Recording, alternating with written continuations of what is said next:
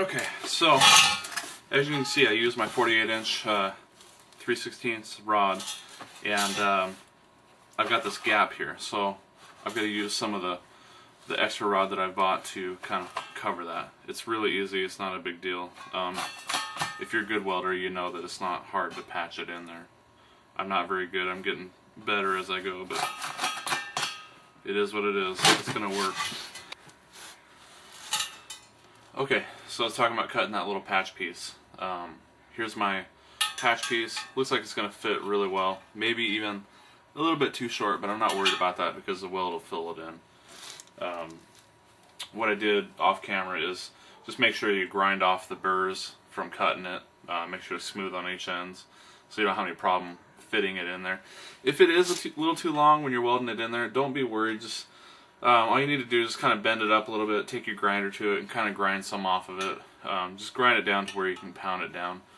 I had that happen on a wheel back when I was working on another one. So this is also where this little clamp comes in handy. Because it's such a short piece, it's really kind of hard to bend even though you are applying the heat to it. So what I'll do is I'll tack it in place, and then I'll use the clamp to kind of help bend it over really good, and then just continue to tack it. So let's get started here.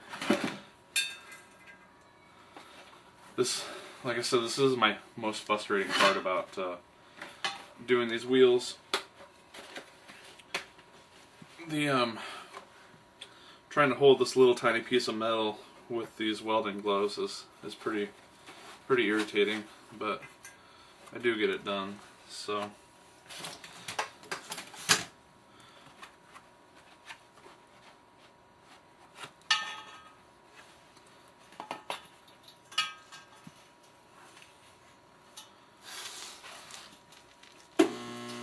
kind of getting crossed up with my fingers and stuff here. Okay.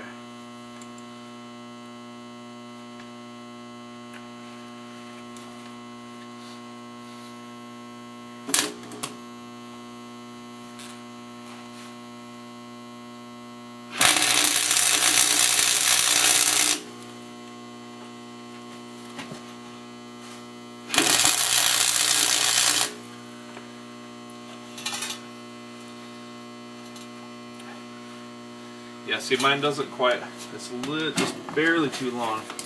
So I'm gonna see if I can pound it down to match it up. Looks like I can, so take my clamps. By the way, I'm just rushing because I'm on camera. You don't need to, there's no urgency here.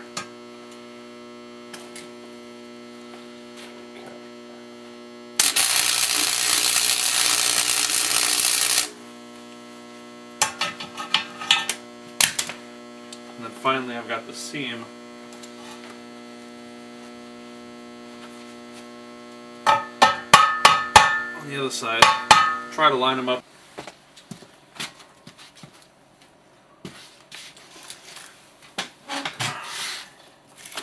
Okay, what I was saying before when my video camera cut off was the patch that you put in here, the seams that come with that, try to match them up the best you can, because when you weld them up, it's just going to make it more uniform, especially for the backside when the bead is riding against us.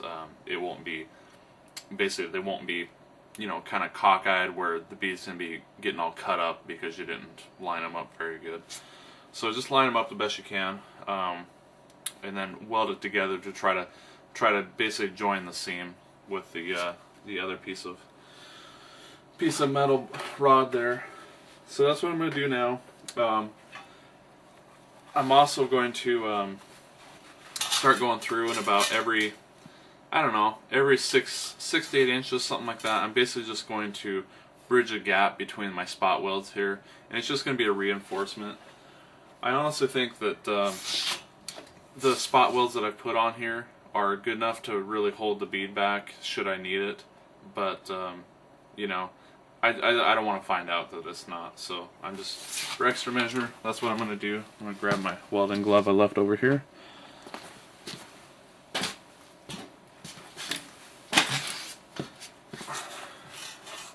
Also, to get that seam matched up was pretty easy. While while your last weld is still cooling, it's pretty easy. Make sure you have your mallet handy. Just kind of take it, and all you got to do is just kind of tap it in place, and the rod will easily bend into place. So, okay, well, I'm gonna weld up the seam, and like I said, go through and start doing those other reinforcements.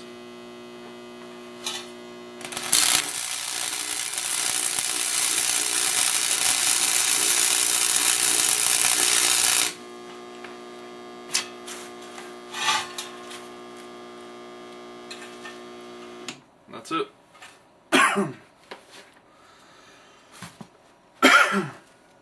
Going through an average of like 6 to 8 inches around the wheel gives it a pretty even spacing. When I first did this, I was pretty concerned about I don't know, just the wheel being off balance and stuff, but it doesn't seem to be a problem so far. The tires are so big that and heavy really, that they kind of help balance themselves for the most part. What I also do is I add like I don't know, about a pound and a half of BBs in the tire that'll help distribute the off balance if there is any. So okay, so here's kind of a close up of my weld job. Just kind of give you some detail about what it is that I'm looking for here. I've got you know, these spot welds. They're pretty good spot welds. They're not just kind of like tack welds. They're, you know, they're strong enough to hold this thing in place. So yeah, we just got the spot welds every, I don't know, about 1 inch to 2 inches. And then we've got like a reinforcement weld here. It's like that.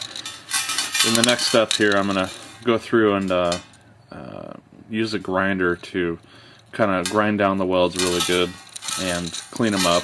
Make it so they're not going to damage the bead when we seat the tire.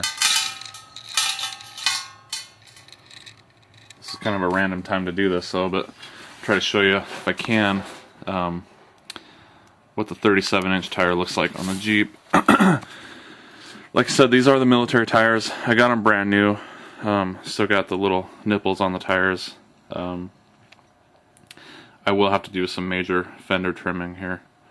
But that's the 37 on there. And here's a 33-inch tire in the front. Okay, so right now I'm going to, like I said, I'm going to grind these welds down. Make sure that there's not any little pokey stuff that's sticking up, especially on the surface of this. I want to make it as easy as possible, really, for that the bead to be able to kind of come up over this lip and sit down on the rim here. So after I get done with this, grinding this all down, what I'll do is I'm going to use my wire wheel for my grinder to be able to clean up all the slag and just any of the little debris deposits. Like I can feel like little beads of you know, weld that are sitting on the bead here. So I want to be cleaning that off and making it smooth, because we don't want that grinding into the tire. It probably really wouldn't damage it much, but I just want to make sure that it's not going to be an issue. You invest money into stuff, you don't want to ruin it for something that's so simple to clean up. So I would highly recommend the safety goggles. I'm kind of careless sometimes and don't wear these, but earlier before the video I got a piece of metal in my eye. I've done it many times before and I never seem to learn the lesson, but put the safety goggles on if you got them. It's highly recommended.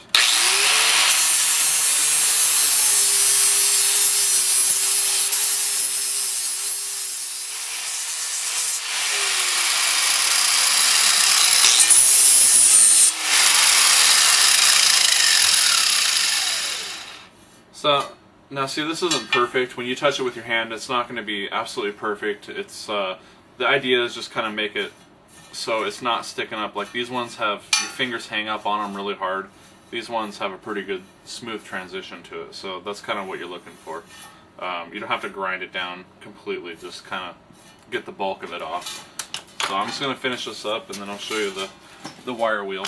Okay, so I just got done grinding down the welds and just kind of cleaning them up. Like I said before, just making sure the surface is nice and smooth, so that bead, when you're trying to seat the tire, will flip up over the rod here and seat down. What I do, normally I have both sides done before I use the wire wheel, but just for the video here, I'm gonna just do this one side. So it's really basic. I probably don't even need to show it, but I'm just gonna show you guys anyways.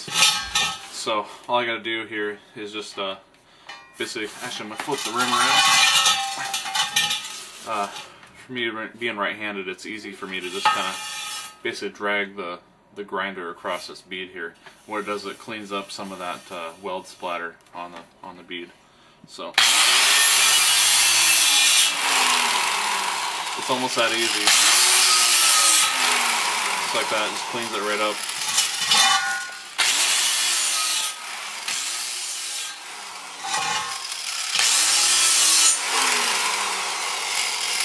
Okay, and that took care of that. So all the weld splatter is cleaned up from the bead, the bead side of it. What I'll do too is I gotta, like I said before, caulk this, and I'm gonna paint it before I actually seat the tire on there. So I'm gonna flip it around and clean up this side of it too, because I want to make sure that the paint has a good surface to adhere to. So do that now. Like I said, when you have both sides done, it's really easy because you can kind of clean this side and then just kind of go over to this side. It makes it a lot faster, but for the demonstration, I'm just doing this.